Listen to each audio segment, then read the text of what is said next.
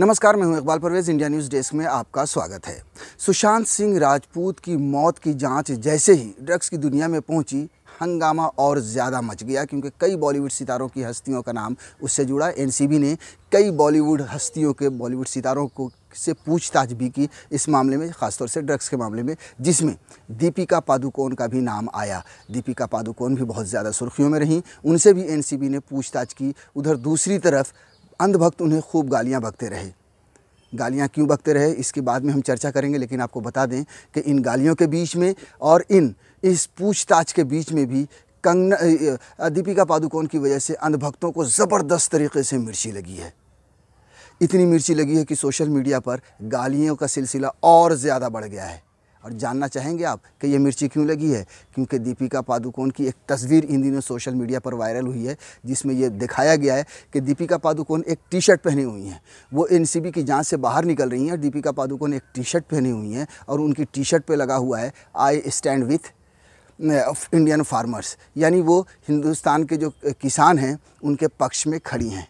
आपको बता दें कि इन दिनों पिछले कुछ समय से काफ़ी हंगामा हो रहा है देश में, किसान सड़कों पर है क्योंकि एक नया बिल पास किया है जो किसानों के ख़िलाफ़ है, जो बिल किसानों को अंबानी अडानी जैसे बड़े उद्योगपतियों का ग़ुलाम बनाने वाला बिल बताया जा रहा है। और इस वजह से न पूरे देश में हंगामा है और उनके साथ दीपिका पादुकोण खड़ी हुई नज़र आ रही हैं। उनका जो फ़ोटो है, देखिए वो फ़ोटो फ़ोटोशॉप्ड है या कैसा है वो बात की बात है, लेकिन जब से उनका ये फ़ोटो आया है तब से अंधभक्त बिल्कुल बौखलाए हुए हैं और सोशल मीडिया पर और गालियां देना शुरू कर दी है। आपको बता दें कि सोशल मीडिया पर पहले भी जब से उनका नाम आया था इस प्रकरण में या इस जांच में, तब से ही अंधभक्त गालियां दे रहे थे। क्योंकि आपको बता दें कि दूसरी तरफ जो एक ग्रुप है वो कंगना का ग्रुप है और कंगना का ग्रुप जिसे मोदी सरकार पूरी तरह से समर्थन कर रही है, इसलिए दीपिका पादुकोण का नाम आते ही टूट पड़े थे अंधभक्त।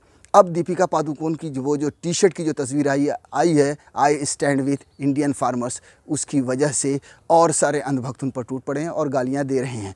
लेकिन उनका साथ देने वाले भी बहुत सारे लोग हैं जो उनकी सराहना कर रहे हैं सोशल मीडिया पर। कोई कह रहा है कि दीपिका हम आपके साथ हैं, कोई कह रहा है कि दीपिका आपका ये कदम सराहनीय है, कोई कह रहा है कि दीपिका आप इसी तरह से बहादुरी से डटी रहो, हम सब आपके साथ हैं। यानी ये वो लोग हैं जो दीपिका का समर्थन करें या फिर जो भारतीय किसानों का समर्थन कर रहे हैं, ये वो लोग हैं।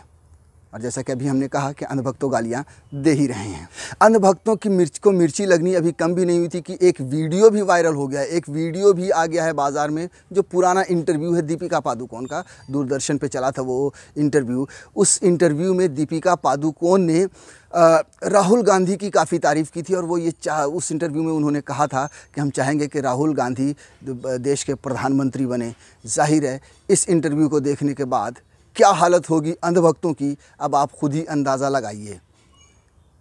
ये इंटरव्यू भी दीपिका पादुकोण का खूब वायरल हो रहा है। दीपिका ने इसमें यह भी कहा था कि राहुल गांधी बतौर नेता, बतौर लीडर उन्हें बहुत पसंद हैं। अब आपको थोड़ा सा और पास्ट में लेकर चलते हैं। असल में ये जो अंधभक्त हैं वो दीपिका पादुकोण से पहली बार उन्होंने गालियां नहीं दी है या पहली बार उन्होंने इस तरह से खुल्लम खुल्ला दीपिका पादुकोण के ख़िलाफ़ वर्जी नहीं की है।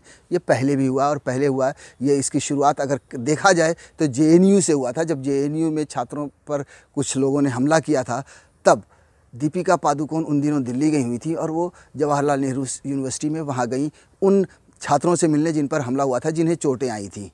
हालांकि उन्होंने मीडिया से कोई बात नहीं की थी, पर उन दिनों वो खूब सुर्खियों में आई थी और अंधभक्तों ने और गोदी मीडिया ने उन्हें खूब बुरा भला कहा था।